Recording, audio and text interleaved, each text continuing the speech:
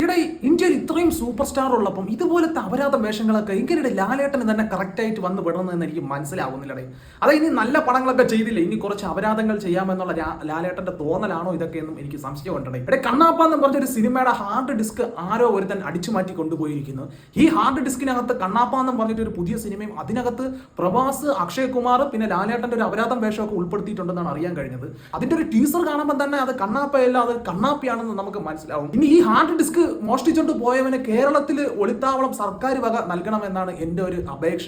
അത് മാത്രമല്ലടേ, ഈ സിനിമയുടെ പ്രൊമോഷന് വേണ്ടി ഇനി യുവമാര് മനഃപൂർവ്വം ഈ ഹാർഡ് ഡിസ്ക് മോഷണം പോയതാണെന്നുള്ള കള്ളക്കഥ അടിച്ചു മാറ്റി പബ്ലിസിറ്റി ഉണ്ടാക്കാനുള്ള പരിപാടിയാണോ? ഇവിടെ തുടരും സിനിമയിൽ ലാലേട്ടന്റെ തിരിച്ചുവരവൊക്കെ കണ്ട് തിയേറ്ററിൽ ഇരുന്ന് പൊട്ടിക്കരഞ്ഞ് വീട്ടിലെത്തിയപ്പോൾ കണ്ണാപ്പ എന്ന് പറഞ്ഞൊരു പുതിയ സിനിമയിൽ ലാലേട്ടന്റെ ഗസ്റ്റ് റോൾ ഉണ്ടെന്ന് അറിഞ്ഞപ്പോൾ കണ്ടു നോക്കിയതാണ് ഇത്. ശരിക്കും പറഞ്ഞാൽ ഇപ്പോഴൊക്കെയാണ് പഴയ നമ്മുടെ FFC ഗ്രൂപ്പൊക്കെ വേണ്ടിയിരുന്നത്. ആ ഗ്രൂപ്പിനകത്ത് നമ്മുടെ ലാലേട്ടനെയും കൂടെ ജോയിന്റ് ചെയ്യിപ്പിക്കണമായിരുന്നു.